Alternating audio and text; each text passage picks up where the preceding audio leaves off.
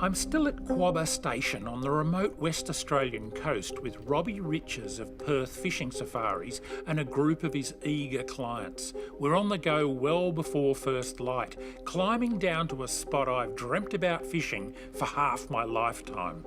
But getting there isn't easy. What an absolutely epic morning here on the coast at Quobba Station north of Shark Bay in Western Australia. We got up in the pre-dawn darkness and drove along dirt tracks to the edge of the cliffs and then scrambled down one of the hairiest tracks that I've ever been on in my life to get here onto this ledge, which is called Garth's Rock. And it's named after a saltwater fly fishing pioneer, the late Garth, who spent many, many days down here back in the 70s and 80s and caught some amazing fish. And there's still plenty of amazing fish out here. Wish me luck. With the sun finally creeping above the towering cliff tops behind us, I've got a really good feeling about today. So have Robbie and the boys, and they waste no time getting their drone airborne to transport a bait out into the wild blue yonder. Oh, running! So the guys deployed a bait, a small bonito, 360 metres out to sea under a balloon, and it's been eaten. This is going to be exciting to see what this is. Okay, go around. Yep, turn in. Oh, Big Mac. Turn in to the right.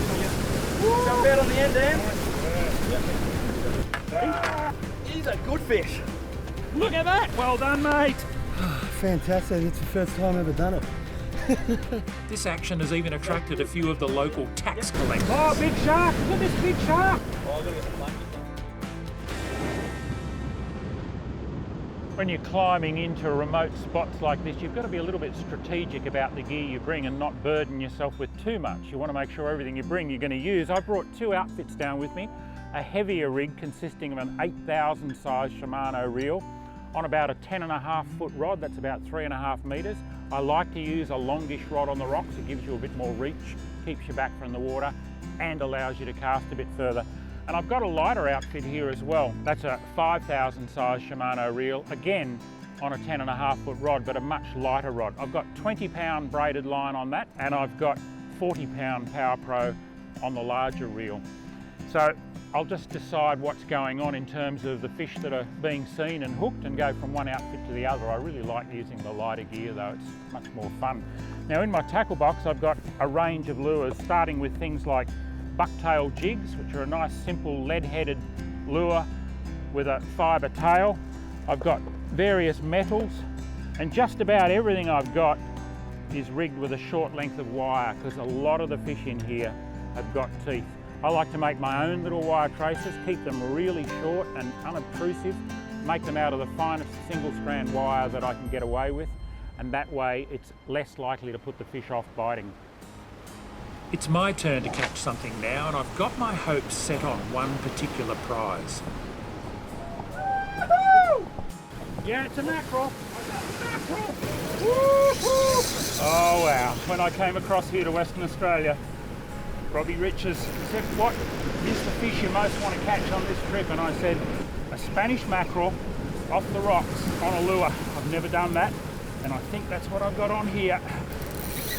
Oh boy, he's taken some line. Ah, this is just fantastic stuff. I've dreamt about this moment. Look at that! I did it!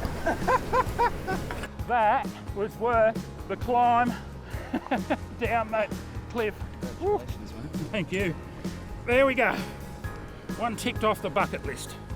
Spanish mackerel off the rocks on light spin gear and a bucktail jig. I'm just throwing one of Mustard's Big Eye bucktail jigs. A very, very simple lure that's been around for hundreds of years and they still catch plenty of fish. Have a look at the teeth in that critter, and that's why we use wire. Well, I reckon that counts as a successful morning on the Quobba Rocks, even if they're not all whoppers. It's not every day you tick a box on your personal bucket list, but it happens pretty regularly on these northern adventures with Robbie Riches' Perth Fishing Safaris. If you're keen, you really need to check his operation out. I guarantee you won't be disappointed, and I reckon I'll be back.